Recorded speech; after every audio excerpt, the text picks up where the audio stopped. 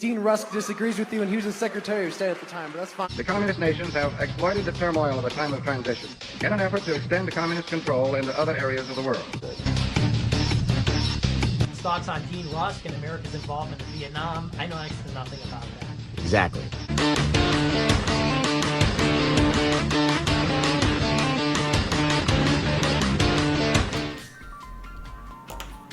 Mr. Dore, ignoring your recent foray into 9/11 conspiracies and conspiracies about the JFK assassination, not that the government is to be trusted at all, but it does not mean that if the government says the sky is blue, one should take a guess and perhaps check for a second opinion.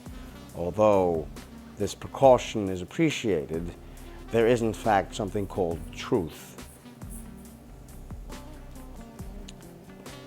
You've often praised Mr. Noam Chomsky. Now, you've also disagreed with Mr. Chomsky, I believe, on COVID when he turned into a COVID Nazi.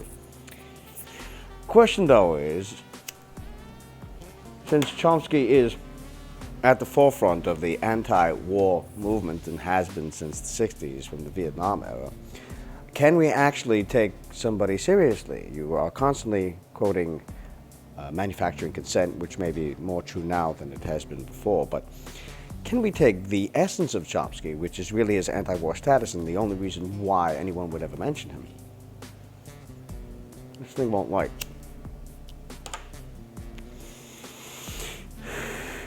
When in fact Mr. Chomsky is responsible for the great apologia of the genocide in Cambodia.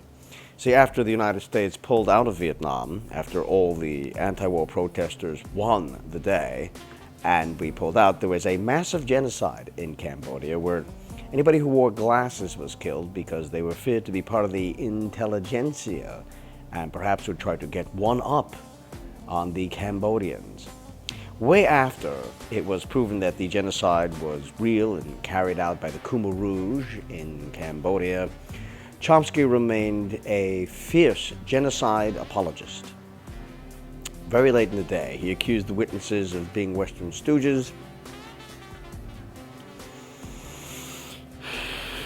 He claimed that there were diseases that were being carried out purposely by the lack of medicine, which he claimed was a war crime, even though for the amount of deaths that he had been called for, someone at the UN ought to have noticed the sheer number of deaths due to lack of medicine as put forth by American policy, according to Mr. Chomsky.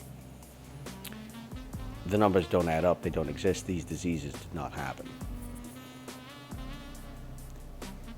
Shouldn't we question somebody's entire anti-war, quote-unquote, because no one is actually pro-war, and much as in socialism, as Frederick Bastiat has said, that simply because we argue against government doing a thing doesn't mean we don't want the thing to exist. Simply because we argue against the government feeding the poor and the masses doesn't mean we believe that the poor, dying, blind, one-legged, orphaned, poor masses should not be fed.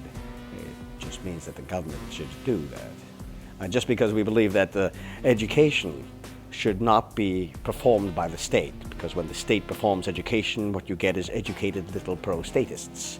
The state must do this for self-preservation, and why wouldn't the state teach its young about the greatness of the state? When we say we are against public education, this doesn't make us against education. No one is pro-war, although I'll gladly adapt the name to expend and to exemplify my position. Chomsky is a genocide denialist. It is simply put. The words may sound coarse, they may sound even cliche, but this is who the man is. The man is a Mandarin against the Mandarins that he claimed to be against. And so I question the entire left-wing anti-war politics, whether it be Ukraine, Israel, Afghanistan, Iraq, and Vietnam.